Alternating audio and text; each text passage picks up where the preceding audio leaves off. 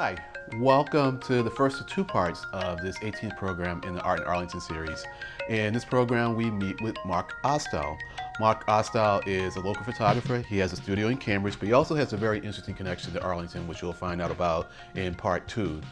Mark has taken photographs of some very, I would say famous people, especially if you are politically astute. He's taken pictures of all of the, or I should say a lot of members of Obama's cabinet, in the waning days of Obama's presidency. He's also taken pictures of many of the presidential candidates during the 2016 race.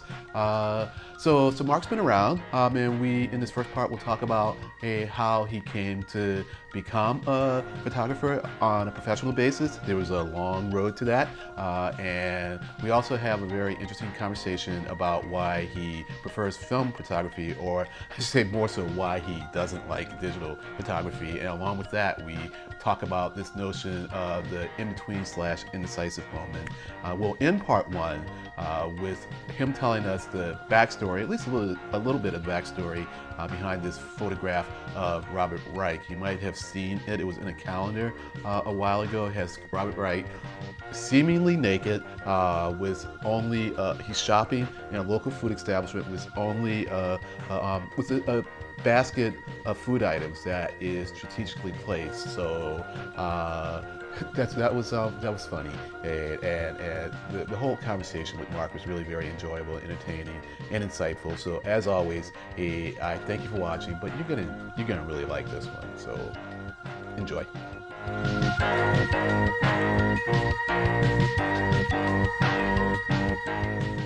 So Mark Ostow, thank you very much for joining me. I gather that you are a very busy person because I looked at some of the photographs on your website and they are of some relatively famous people. So can you tell me a bit about how you got into photography? Like what sparked your interest from the very beginning?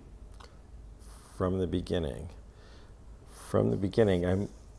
I think the first photographs I took were with a camera called the Mark 127. It used 127 film, which I don't think exists. In fact, I haven't seen any of these cameras in many, many years. It's a plastic camera, Yeah. almost the equivalent of like a Holga.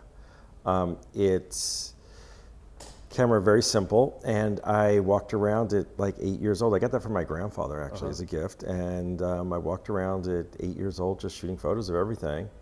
And I'd get my mother to take me to the drugstore.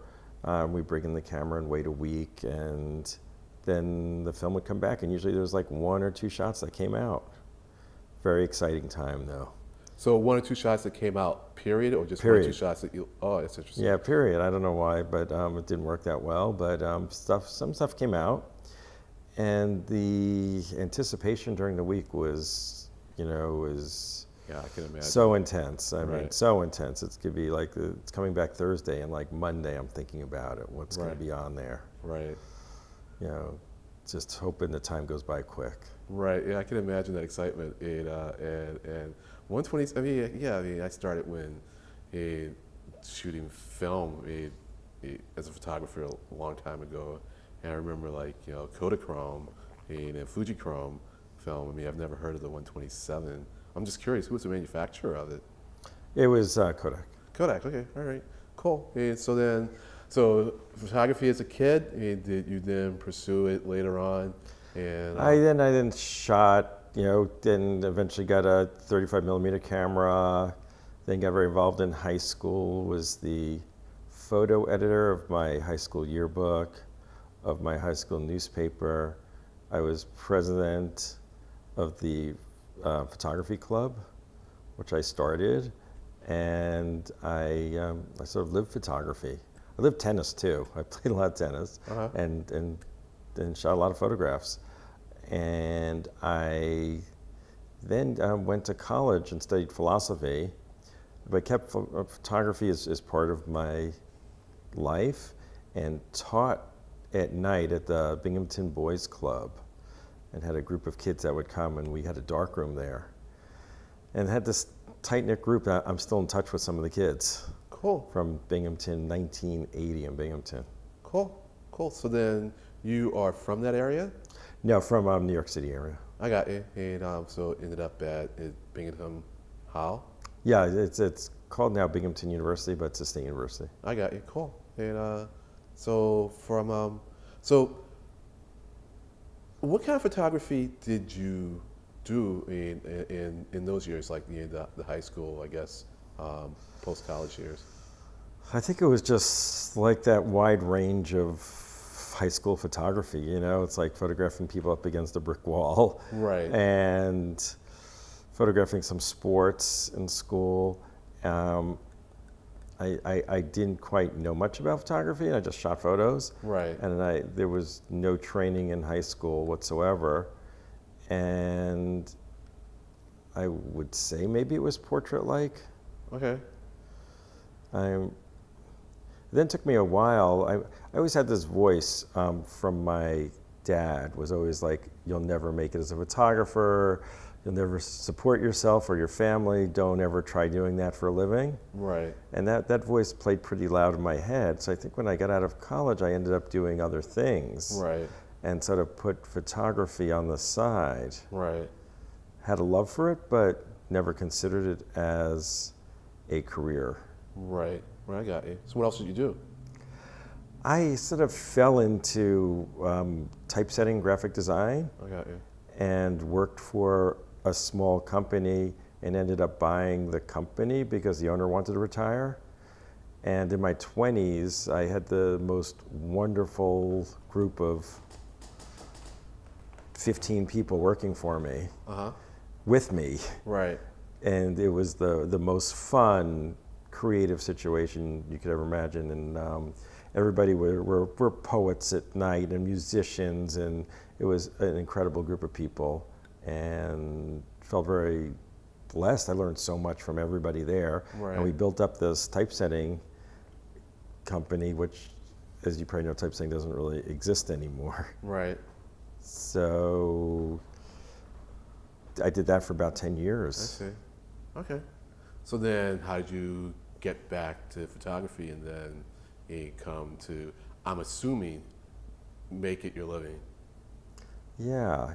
So during that 10 years, I got married to Linda, and then I had one child. Then I had a second child. So first I had Anna, then we had Gus, and typesetting business during that period was like we hit this peak where we had so much business we could barely handle it. Right. And then Macintosh came out with this desktop publishing and that first Mac, and people started doing different typefaces and typesetting on their own. And then so our sales started to decline. Right. And we sort of hit this point where this crossroads of what do I do? And I ended up selling the company while it was still worth something. Right.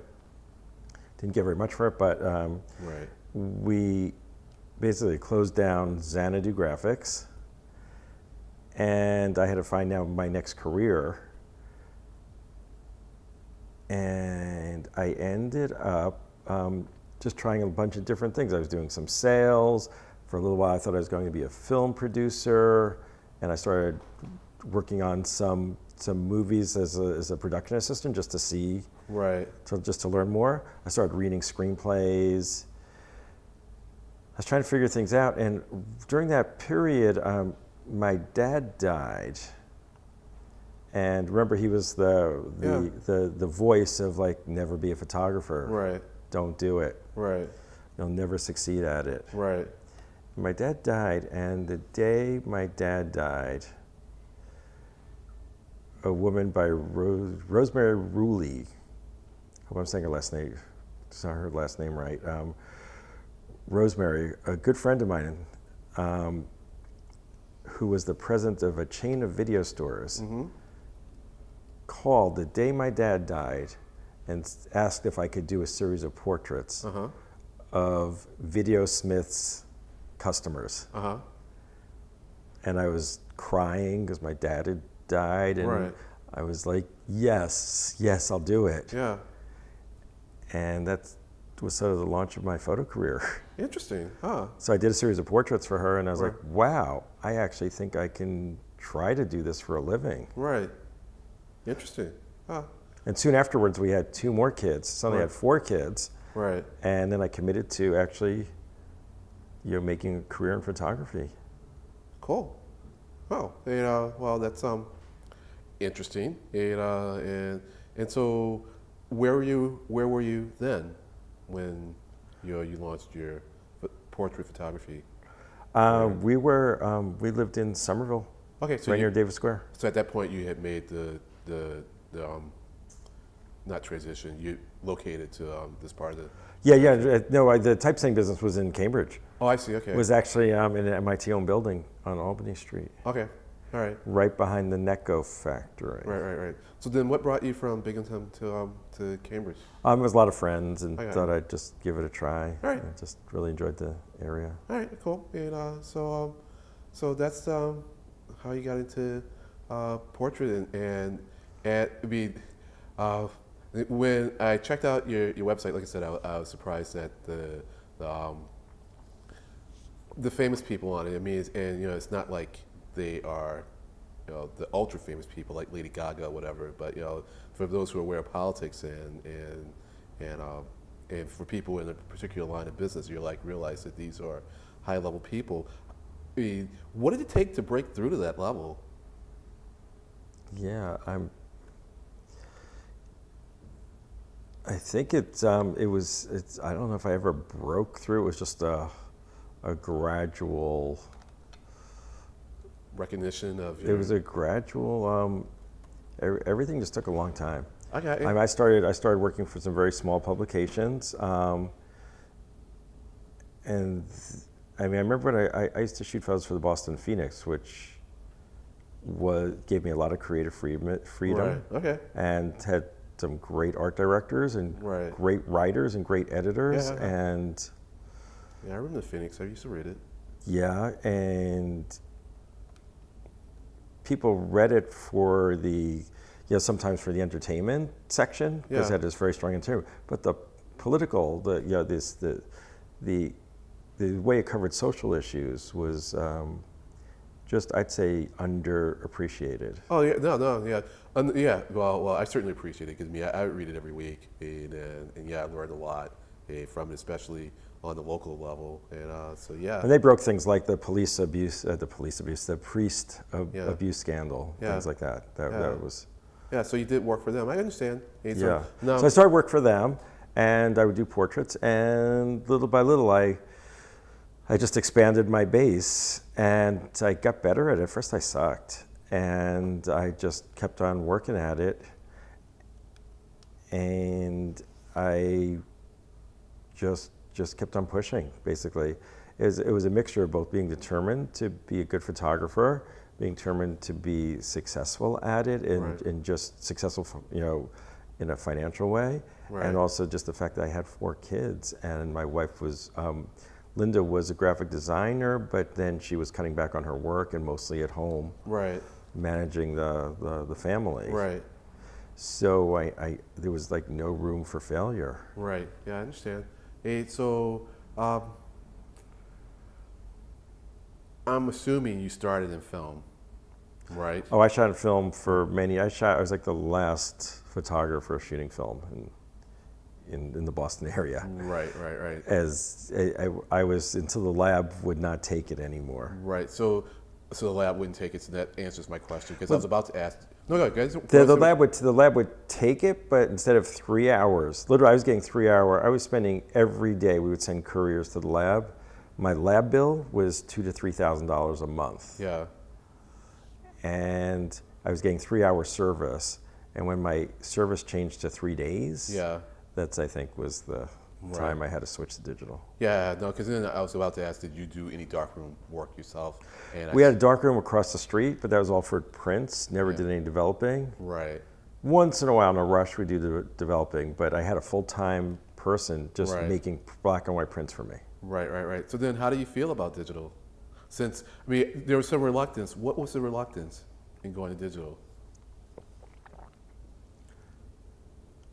The reluctance, I think I love, besides the qualities of film, I mean, it's just like the things we've all heard a million times. You know, it's that the photos are more precious when they're shot on film. You take more time, you're slower, you're not reacting to an image that you look at the back of your camera. There's more serendipity. So you know, there might be more tonal range, there might not, but it has a certain look. I know digital can replicate that in some ways. I think I was a better photographer in film, and I think I surprised myself in film. That's interesting. And but then there's also ways in which film,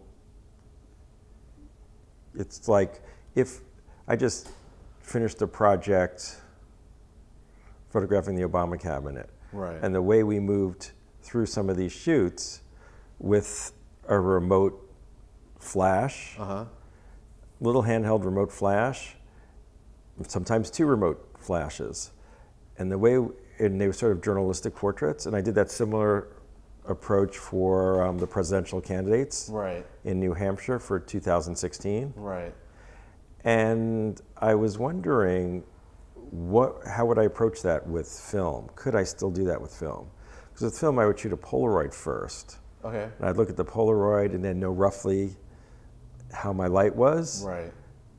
But if I was photographing people that sometimes I had dedicated time with them and they'd be holding still, but sometimes I would trail them and say, like, I'm going to shoot your portrait, but just keep doing what you're doing. Right.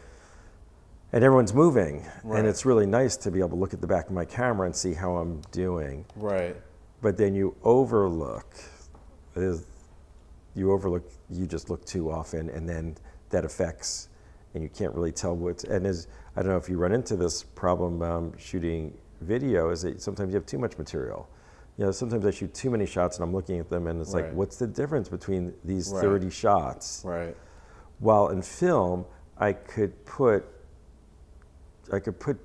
chrome slides out on a light table, and I could say, like, that's the shot. Right. Sometimes I would just send to a major magazine, I would just send one photograph or Right. 3 photographs. Now I send 20, Right. and I can't get myself to just choose 2 or 3. Right. I can't figure out what's better and what's worse. It's just that my ability to edit is diminished. I see. Okay. Interesting. And That's sad. and well, and I'm yeah. not very sad, but I'm just saying it's just disappointing.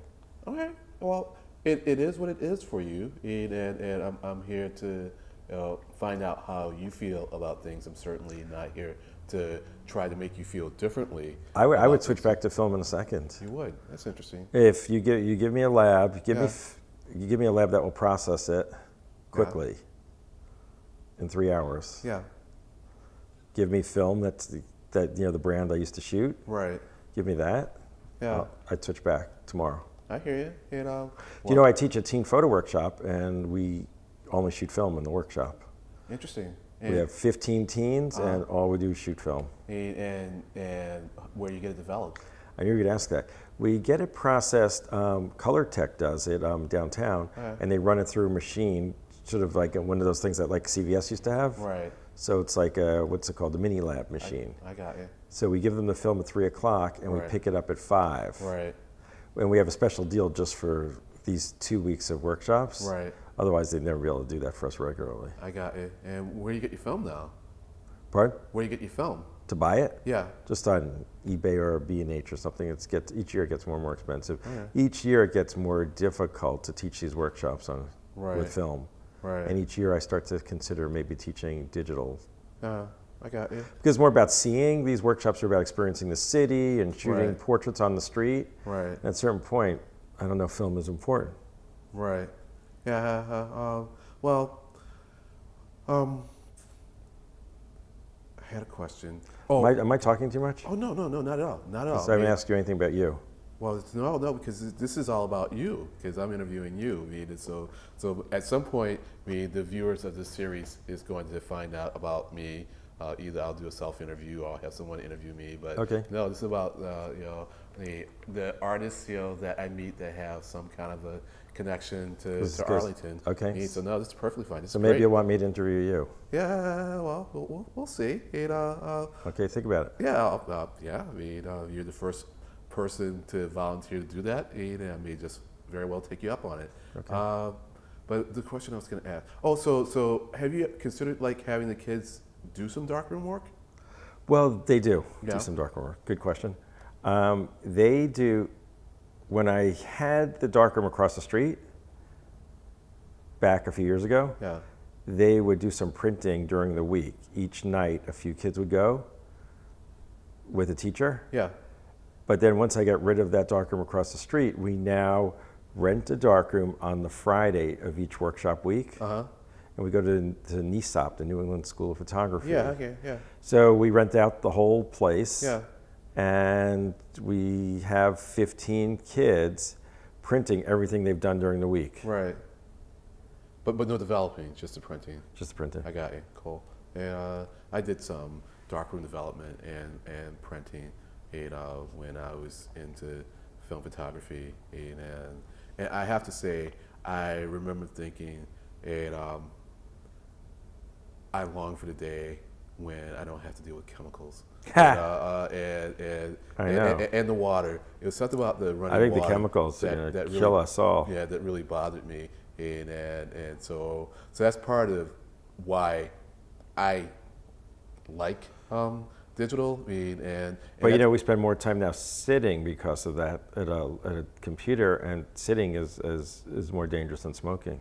Yeah. Well, then I force myself to walk. So I can. Okay. So I hear you on that one. And another thing I like about digital is that I feel that I can, and this isn't so much a matter of digital, I think, as much as it is the intelligence now that is in the cameras themselves. Because I feel that I can just spend more time on the composition instead of digital. In digital, instead of you spend more time on composition. Yeah. Yeah. So meaning like that, like I can, when I am framing, when I'm pointing the camera, I can just focus on what's in the frame, and I don't really have to worry so much about my f-stop and other ancillary aspects of photography, which are important, in order to get a good I find shot. the opposite. Yeah, I find the opposite. I'm just too quick to shoot. Yeah. Right? Because I just shoot, look. Oh, let's move this. Shoot, look. Miss the moment. I used to be like an expert at catching that in-between moment. Right. I'm looking at the moment between two other moments. Yeah. So it's the in-between moment. Yeah. And Did you see I wrote something about that called the in-between moment? Or was it the in-between or the indecisive? No, not this. It's the in-between moment. No, I didn't see that. I saw on your website like the indecisive moment. It's the in-between moment. So am I wrong that it's not the indecisive moment, it's an in-between moment? Oh, the indecisive moment. Well, it's the in-between moment. It's that moment sort of in between the decisive moment and the indecisive moment. Okay. So it's the in-between. I didn't get that one, but you also do focus on the indecisive moment, right? Yeah, well, the decisive or indecisive? Indecisive. Yeah. Well, but I call it now, I think maybe I've changed my thinking. It's now called the in-between moment. Okay. All right. It's the moment, it's that moment, sort of the indecisive moment and the decisive moment, it's in between that. Okay, interesting. Yeah, like I said, I just saw the indecisive moment on your website. I was going to ask you about that, but now I have two things to ask you about. Yeah. Just two? Is that okay? Well, I was going to ask you about the indecisive moment. Now I'm also going to ask you about the in-between moment, but I'm going to ask you those in a moment. But the reason you were missing those moments, though, is it because of the delay in the response time in video, or because you were taking too many shots? Definitely not the response time. No, it's if anything, it's because I'm looking. Okay. If anything, I'm looking. I'm not. So I'm talking to you, right? And I'm interacting with you. And part of it, what I do is stand up. In a sense, it's like I'm performing to get what I want from the person who I'm photographing. Yeah. So I have a camera. Yeah. I mean, it's part camera, part prop. Yeah. And I'm shooting, and then I'm shooting, and shooting and talking and shooting and looking at light, looking at people coming in the room, looking at trying to figure out what the actual shot is. Right. Because I don't necessarily think I don't start off knowing what the shot is. Right. So part of it's I'm just hoping it avails itself. Right. And I have to make this thing happen. Yeah. And so I am, if I'm looking constantly at the back, sometimes I get the reaction shot, sometimes I'm talking and I'm looking, and then I go like, oh, that's what I wanted, and I missed it because I was looking at the back of my camera. I see. Where it breaks up my flow. While the old days, I would shoot a Polaroid at the very beginning. Am I getting too technical here? Oh, no, it's fine. I would shoot a Polaroid, look at it and go, okay, ready to roll, and I would just shoot. There's nothing I can look at. Right. So I shoot until I'm ready to shoot another Polaroid. We change the situation, we change the lighting. Right. So I'm just shooting. Right. All it is me talking and shooting. Yeah, no, I get that. And otherwise it's shoot, look, shoot a few, look, shoot, right? So you're probably thinking, why look? Of course, you read my mind. Yeah, why look? Why not turn it off? Why not just do that first shot like you did with the Polaroid? And it's almost like because I can look. I don't know. And it goes back to sort of the way those when I'm doing sort of these photojournalistic portraits. Yeah. You know, I'm photographing the John Kerry, Secretary Kerry, and I have him walking. Right. Yeah. Certain thing. You know, I said, Secretary, can you walk this way through the room? And we have a light, and it's sort of tricky. So I want to, like the light's moving with him. Right. And I'm looking to see how the light's hitting him. Yeah. But there's a shot I took of Lois Lowry, the author. Yeah. And I shot one Polaroid, and I lit her a certain way, and I think in digital, I don't know if I ever could have gotten that. And it just, when I looked at the photo, I was like, there's more surprise with film. Like, wow, the light, she moved a little bit, and it looks even different than the Polaroid, but it is fucking cool. Yeah. Are we allowed to say that? That's okay. You can say fuck? It's cable. Maybe I'll put a little warning on it. It's fine. It's quite. I don't understand why people can't hear that word. Well, No, I understand, like, as far as the FCC, but that doesn't make any sense to me. I agree. But my feelings are generally the rules are the rules. Some of them I will fight against, and some of them it's just not worth the battle. And so I'll fight it with you. Okay. Oh yeah. All right. So I hear you. My business partner at Kickstand is a lawyer. Yeah. Free speech lawyer. So she's she's right in there with us. We got free legal help. Right. And given the context of your usage of the term, it's not pejorative. It's not meant to insult anyone. Nope. And it's not going to be a hassle. Oh man, so many questions are coming to mind, and I'm going to break the thread because just in case we run out of time, I just have to ask this question. And so the Robert Reich photo on your website. Robert Reich. Yeah. Okay. It's on my website, is it? It's on your website. He's not going to be happy about that. It's humorous. A friend of mine actually told me that he had seen it in a calendar some time ago, and it's like, how did that one come about? Okay, so wait, so you're talking about the one where he's naked? Oh, it seems like it is, So he's naked. He's naked holding a basket. Yeah. He's in Formaggio at 6 a.m. Okay. The store, the cheese store, and the produce store, in Huron Village in Cambridge. Okay, all right. And so he really was naked in that way?